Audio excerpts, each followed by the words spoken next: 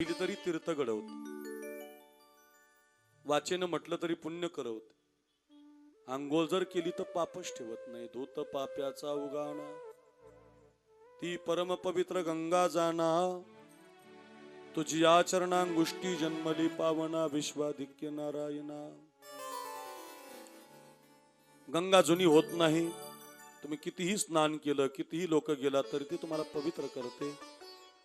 गंगा स्नानानं जसा माणूस पवित्र होतो, तशी रामकथा ही गंगा आहे. किती वेळेला ऐका, ती जुनी होत नाही. म्हणून पुनी पुनी कीर्तनी हो सुनी सुनाई, पुनी पुनी कीर्तनी हो सुनी सुनाई,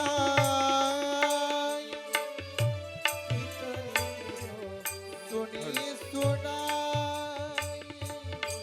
पुनी कीर्तनी हो सुनाई, कीर्तनी हो सुनियो सुनाई. दिल की प्यासे बाबू बुझतना बुझाए, दिल की प्यासे बुझतन बुझाए. पुनी पुनी कीर्तनी हो सुनिए सुनाई, पुनी पुनी कीर्तनी हो सुनिए सुनाई, पुनी पुनी कीर्तनी हो सुनिए सुनाई, सुनिए सुनाई, सुनिए सुनाई. की प्यास बुझत न बुझाय. ती गंगा आहे, ती जुनी होत नाही. किती वेळेला ऐका, ती तुमचं पाप धुवून काढते, तुमच्या जीवनाला आनंद देते. पुन्हा पुन्हा ऐकायची, सदैव ऐकायची, कायम ऐकायची, रोज ऐकायची. आपल्या घरातली आहे.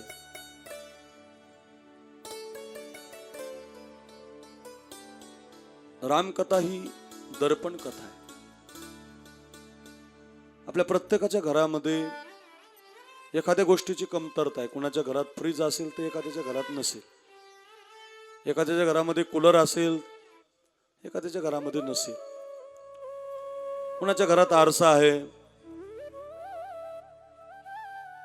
श्रीमंत आहे, एखाद्याच्या घरचा स्वतंत्र रूम आहे. त्याला कोणती रूम म्हणतात? स्वतंत्र आरशाला रूम असते, कोणती रूम म्हणतात? नाही, तुम्हाला नाही माहिती. ते बघ, त्या ताईंना माहिती. सांगा सांगा. हा, वा, ड्रेसिंग रूम.